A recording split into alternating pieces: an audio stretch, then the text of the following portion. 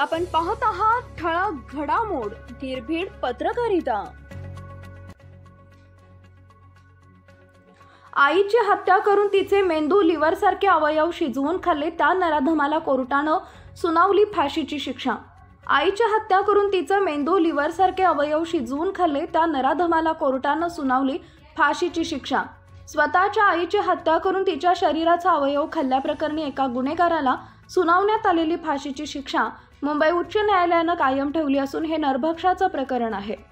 सुनील कुचीकोर्वी नावाच्या गुन्हेगाराला 2017 मध्ये कोल्हापूर जिल्हा न्यायालयाने त्याच्या आईची निर्गुण हत्या केल्याप्रकरणी आणि तिच्या शरीराचा अवयव खाल्ल्याप्रकरणी दोषी ठरवून फाशीची शिक्षा सुनावली होती। या शिक्षेविरुद्ध कुचीकोर्वी याने उच्च न्यायालयात अपील केले होते।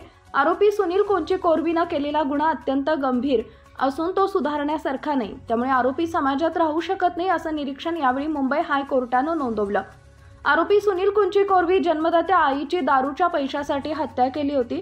कोल्हापुरातल्या माकडवाला परिसरात 28 ऑगस्ट 2017 ही भयंकर घटना घडली होती। कोल्हापूरच्या सत्र न्यायालयाने 8 जुलै 2021 आरोपीला फाशीची शिक्षा सुनावली होती। हायकोर्टाने तीच शिक्षा आता कायम ठेवली आहे। या प्रकरणी आता आरोपीला 30 दिवसात सुप्रीम कोर्टात जाण्यास मुभा आहे।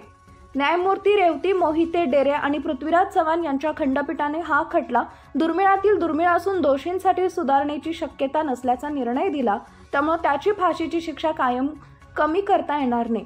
न्यायालयीन कामकाजादरम्यान 7 वर्षापूर्वी घडलेल्या गुन्ह्याची भीषण कहाणी कोर्टरूम मधून कथन करण्यात आली, ज्यामध्ये असं सांगण्यात आलं की दोषी ठरलेल्या कुचीकोर्वीने केवळ त्याची 63 वर्षीय आई यल्लम्मा रामा कुचीकोर्वी यांची हत्या केली होती, पण आईच्या शरीराचे तुकडे केले आणि तिचे मेंदू, हृदय, यकृत, मूत्रपिंड आणि आतडे यांचा अनेक अवयव शिजवून खाल्ले।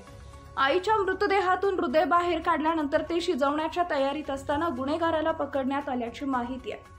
फिर्यादीने सांगितले की सुनील कुचीकोर्वीच्या आईने त्याला दारू विकत घेण्यासाठी पैसे देण्यास नकार दिला, तेव्हा त्याने आईची निर्गुण हत्या केली।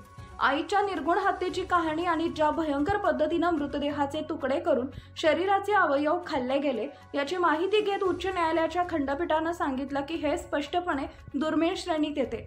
खंडपीठाने सांगितलं की दोषीने केवळ आपल्या आईचीच हत्या केली नाही, तर तिच्या शरीराचा अवयव शिजवून खाऊन टाकले, ते एका जघन्य गुन्ह्याच्या श्रेणीत येते। उच्च न्यायालयाने म्हटले की गुन्हेगाराच्या प्रवृत्ती लक्षात घेता ते सुधारण्याची चिन्ह दिसत नाही। त्याची फाशीची शिक्षा कमी करून जन्मठेपेची शिक्षा झाली तरीही तो असेच गुन्हे करू शकतो असंही न्यायालयाने म्हटलंय। आरोपीने आपल्या 63 वर्षाच्या आईची हत्या करत तिच्या शरीराचा अवयव शिजवले आणि ते खाल्ले देखील होते। या प्रकरणी कोल्हापूर सत्र न्यायालयाने 2021 मध्ये आरोपीला फाशीची शिक्षा सुनावली होती। या शिक्षेला आता मुंबई हायकोर्टाने देखील योग्य असल्याचे ठरवलंय।